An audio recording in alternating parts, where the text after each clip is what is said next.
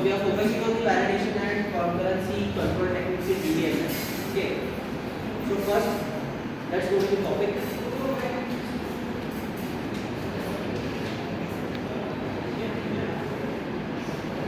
So why concurrency control is needed?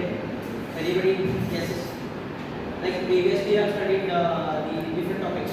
So on this topic, have you any the consequences of anything? So you can answer. So because multi-user systems can cause data inconsistency and issues without control includes lost updates, dirty reads,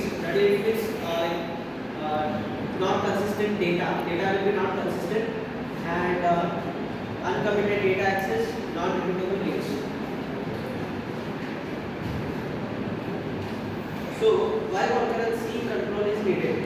Because in a multi-user data system, multiple transactions may occur. Suppose your friend is removing some amount which is 10,000, and another friend is, and his friend is you are removing amount, and your friend is also removing amount. But first you will go at 10 o'clock, just before 1 minute before him. So you will start the transaction process. It will be 10,000 around the amount will be. So if you start it, then the second your friend will stuck in the transaction process. So next, the data can be inconsistently.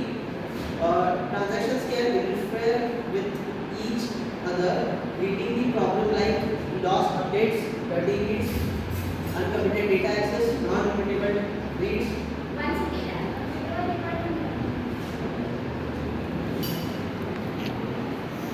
Okay. So next is concurrency control techniques. The goal is to ensure seriality as if transactions run one after another. Okay. So next is log-based protocols. So transactions log data before access. Which there are log types. Okay. First one is shared log. Second one is exclusive log. Then next is two-phase logging system to peer, growing acquire logs, shrinking release logs, then ensures seriality but may cause deadlocks. Have you guys know regarding the deadlocks? Last year, we have studied the operating system, right? So same, it's the same process in the log protocols. So the concurrency techniques, these are techniques to ensure seriality. That is, the final outcome is the same as if the transaction started one after another. Means the first process is going on, then the second process should stop for a minute because it cannot conclude both. The both person cannot bring the transactions. Okay, it may clash. Okay, so that's the problem. Then log-based protocols, transactions log data before accessing it. Which types of data? Types of logs: shared log, exclusive log, then two-phase logging, two-peer, growing phase, shrinking phase, ensure seriality, but can lead to data deadlocks. The second one is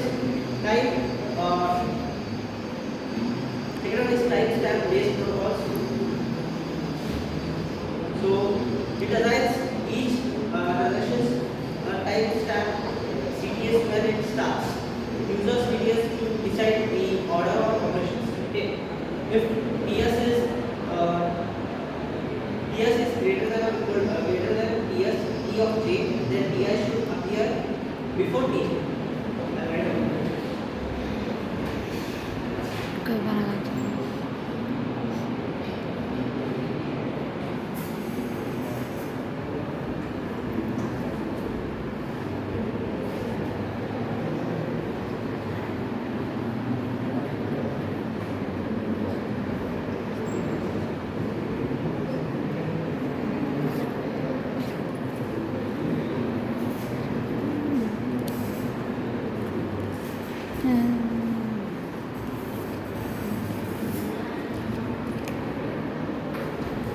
So it should appear Ti and Tj. So before it should appear Tj. That's all. Then if another transaction tries to overload older data, load back. Then third one is optimistic concurrency control. best for read heavy environmental where conflicts are rare. Means suppose you are having a very huge data, so it's easy to operating the optimistic concurrency control techniques. Then the transaction reads after and performs updates in the local copy. Validation phase. Validation phase. In the validation phase, we will check for conflicts with other transactions. If no conflicts, proceed. If conflicts, roll back. Means suppose first person you are removing an amount 10,000 in your account, and same your friend will come and remove. So your friend will roll back and you will remove the amount because you are in the transaction process before him.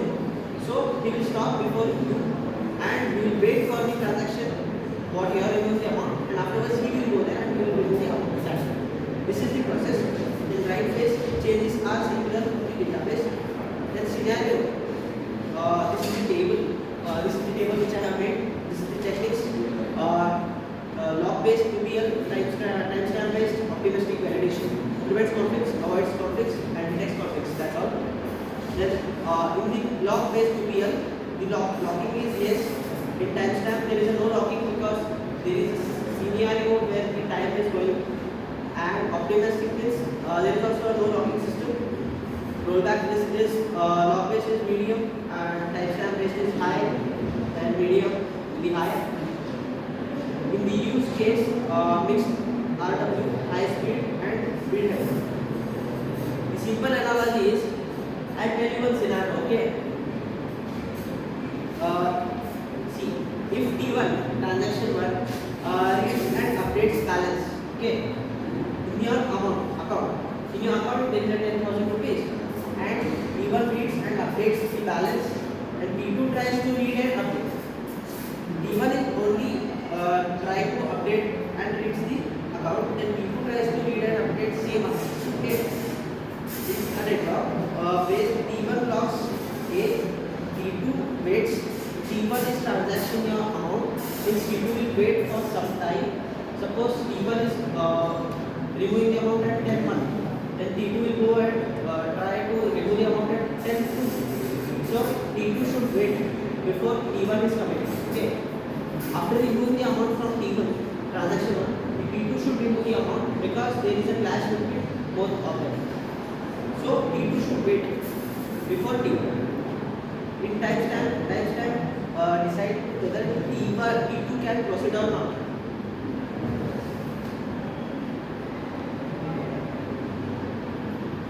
So I will show you one scenario.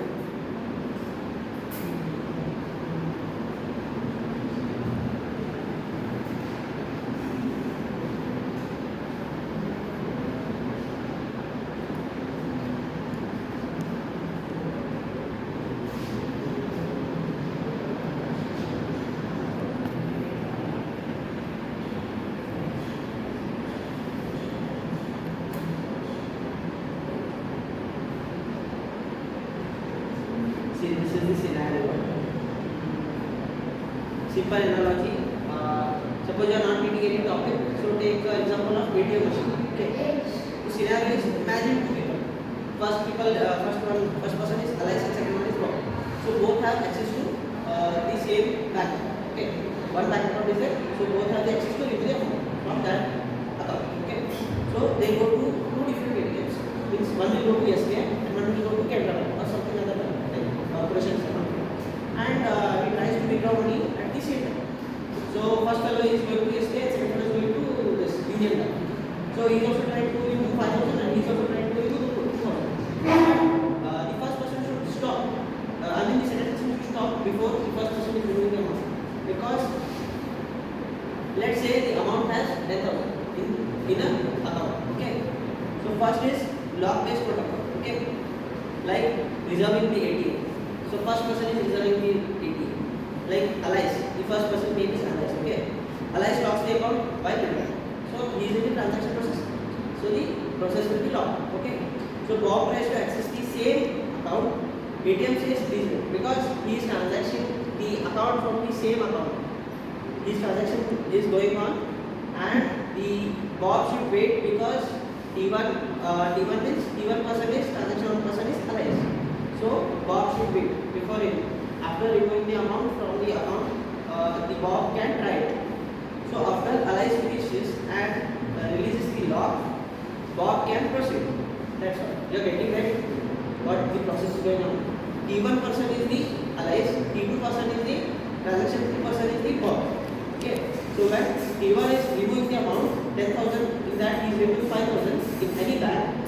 So T2 person who is in the Union Bank should wait because the T1 person is in the process. Okay. So he will be blocked in the process. So T2 can enter in the process, in the transaction process. So safe and consistent but slow if many people are waiting. See, this is the scenario. It is safe and consistent but it is slow if many people are waiting. And second scenario is timestamp based protocol, like a token system. In the bank, some will be used token to take a money. Okay. So Alliance arrived at 10:01 AM. I have told you one example just before this example.